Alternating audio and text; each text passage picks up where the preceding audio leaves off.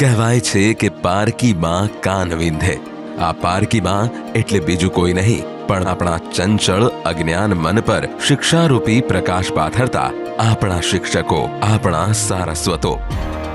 આજના યુવાનોને વિકસિત ભારત માટે તૈયાર કરવામાં શિક્ષકોની મહત્વની જવાબદારી છે એવી માનનીય વડાપ્રધાન શ્રી નરેન્દ્રભાઈ મોદીની નેમ છે।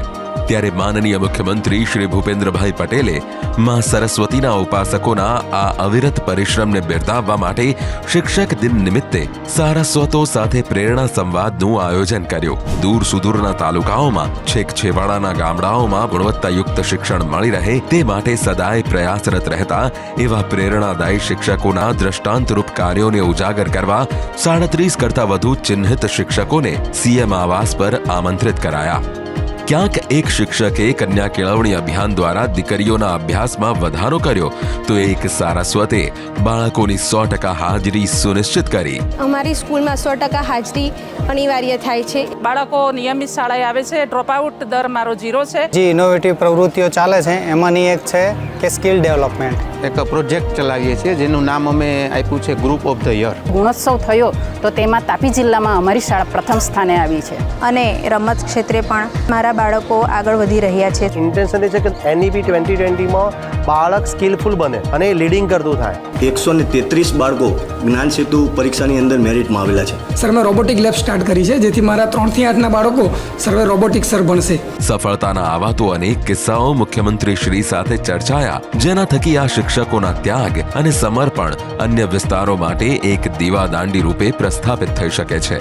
શિક્ષણમાં બિલકુલ કચાશ હું ચલાવીશ નહીં એવો આગ્રહ હું રાખું છું। સ્માર્ટ ક્લાસ છે અને એ બધી યોજનાને લીધે પ્રાઇવેટમાંથી પણ બાળકો સરકારી શાળા તરફ આવી રહ્યા છે। આપણા વડાપ્રધાન શ્રીએ પણ આગ્રહ રાખ્યો છે કે પોષણ ભી ઓર પઢાઈ ભી। માનનીય મુખ્યમંત્રી શ્રીએ પણ સૌની સાથે નિખાલસતાથી સંવાદ કર્યો। બધે સારું થાય એના માટે આજે બધા તમારા સાથે સંવાદ કર્યો છે। તમારામાંથી પ્રેરણા લઈને શિક્ષક દિન એટલે સૌથી શ્રેષ્ઠ શિક્ષકો જ છે। બધામાં તમે ટોપના સ્થાને છો। તમારામાંથી જ પ્રેરણા લઈને આખું જગત ચાલે છે એમ કહીએ તો ચાલે। ગુજરાત સરકારની અનેક પહેલોની સફળતા પાછળ શિક્ષકોના અવિરત યોગદાનને બિરદાવ્યા। સરકારી શાળાઓમાં છોકરાઓ ભણે એના માટેનો ખૂબ પ્રયત્ન કર્યો તમે બધાએ, અત્યારે ખૂબ સારું છે।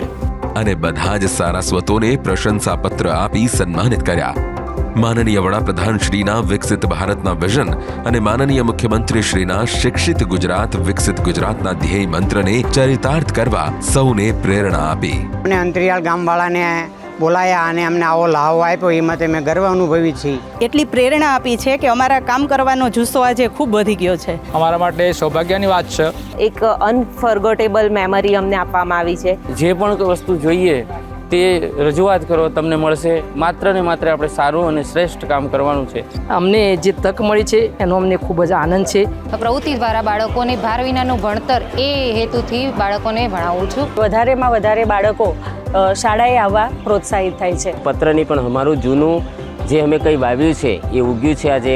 સારસ્વતો સાથે પ્રેરણા સંવાદ, શિક્ષકોની સાફલ્ય ગાથા। શિક્ષિત ગુજરાત વિકસિત ગુજરાત।